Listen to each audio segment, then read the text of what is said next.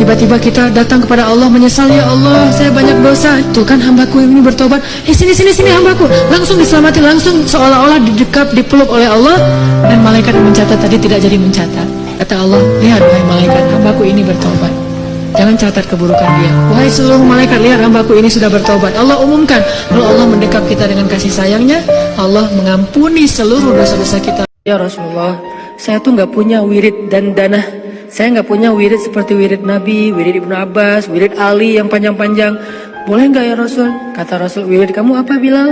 Kata Bilal, wirid saya, Allahumma inni as'aluka ridhoka wal jannah wa a'udzubika min sakhatika wan nar. Cuma 4 hal. Itu kan wiridnya Bilal tuh.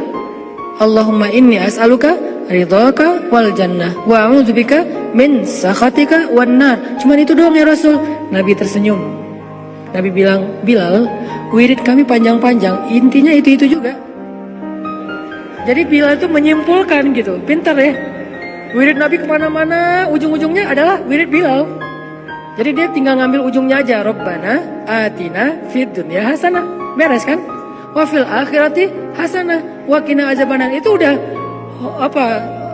udah menyeluruh semua doa itu ada di situ. Makanya disebut pamungkas. Jangan remeh loh dengan doa itu. Pernah gak nyesel bantu orang lain gara-gara ternyata orang itu akhirnya nyakitin perasaan kita? Duh, saya nyesel dulu bantu dia. Duh, tahu gitu gak bakalan saya mau baik-baikan sama dia. Duh, nyesel juga saya kemarin udah nolongin dia segala macam. Gimana? Apakah kita merasa amal kita jadi sia-sia? Enggak.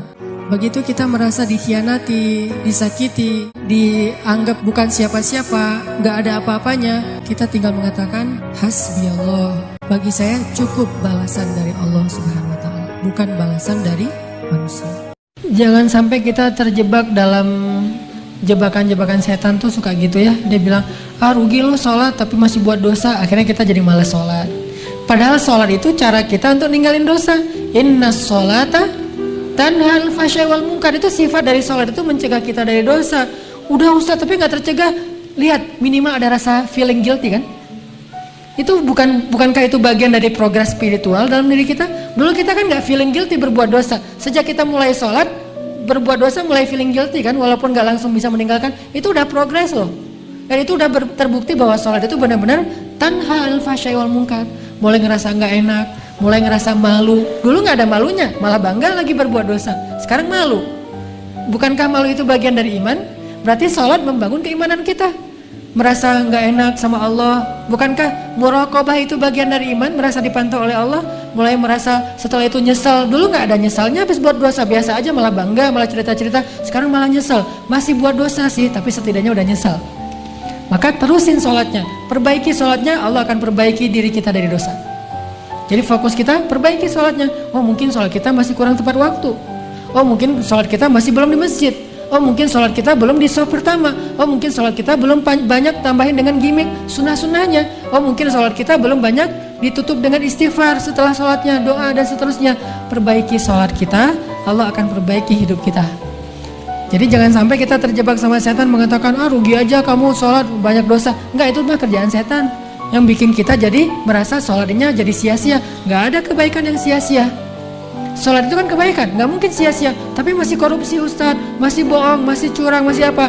Nggak, itu urusan lain. Yang jelas, jangan sampai gara-gara udah terlanjur bikin dosa meninggalkan kebaikan yang sudah kita kerjakan. Itu lebih buruk lagi keadaannya. Makanya mending sholatnya perbaiki, nanti Allah akan perbaiki hidup kita. Ini persepsi yang harus kita bangun ya. Jangan sampai terkesannya nggak usahlah menghijabi kepala daripada kita udah berhijab tapi masih suka ngomongin orang. Mending kita menghijabi hati. Nggak ada menghijabi hati, karena menghijabi hati itu sesuatu yang buruk. Khatamallahu ala qulubihim. Allah menutup hati mereka kan. Hati itu jangan ditutup, hati itu dilapangkan, dibuka. Alam nashrah laka sadrak. Jadi yang benar menutup kepala, membuka hati, bukan menutup hati, membuka kepala. Kebalik. Menutup hati, membuka kepala. Summum bukmun umyun. Bahaya tuh.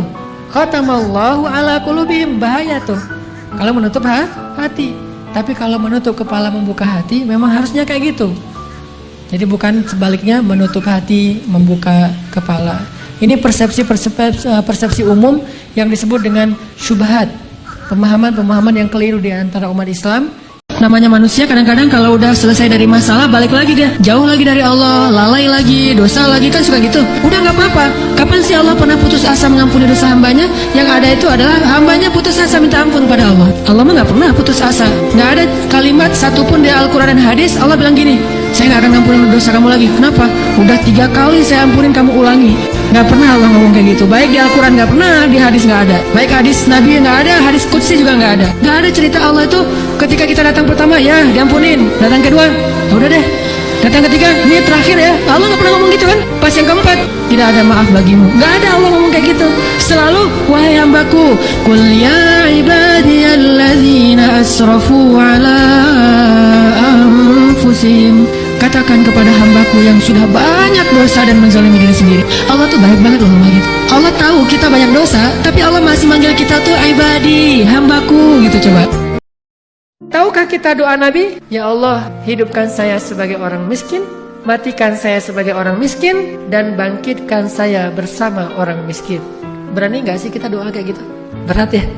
Kalau ngomong, oh saya gak cinta dunia, ya udah ayo kita doa. Sekarang bareng-bareng gitu, ya Allah hidupkan saya sebagai orang miskin. Kayaknya belum kuat tuh, belum berani kayaknya doa gitu ya. Mending kita doa, ya Allah gak apa-apa deh kaya tapi masuk surga gitu. Itu paling aman.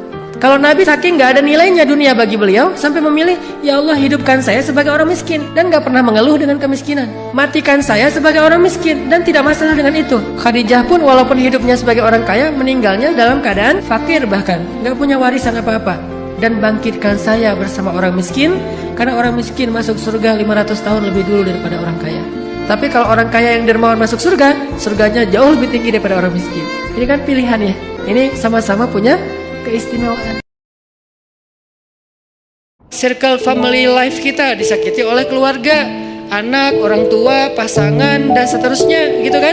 Yang jelas ketika kita merasa disakitin, ketika kita merasa kayak dikecewain, panggillah Allah sebelum kita memanggil netizen.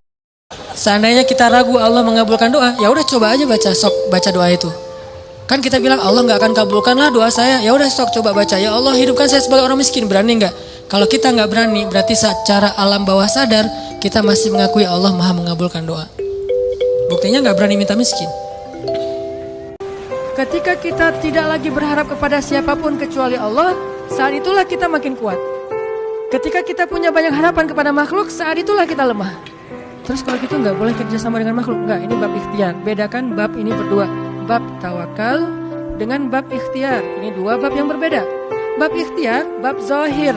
Bab tawakal, bab batin. Yang kita omongin sekarang urusan batin. Bab yakin kepada Allah. Ketika yakin kita mendua dari Allah kepada makhluk, saat itu kita lemah. Makin banyak makhluk yang kita harapin dari dia, makin kita lemah. Makin sedikit makhluk, makin kita kuat. Makin tidak ada siapapun kecuali Allah. Hasbunallah. Itulah puncak dari kekuatan kita.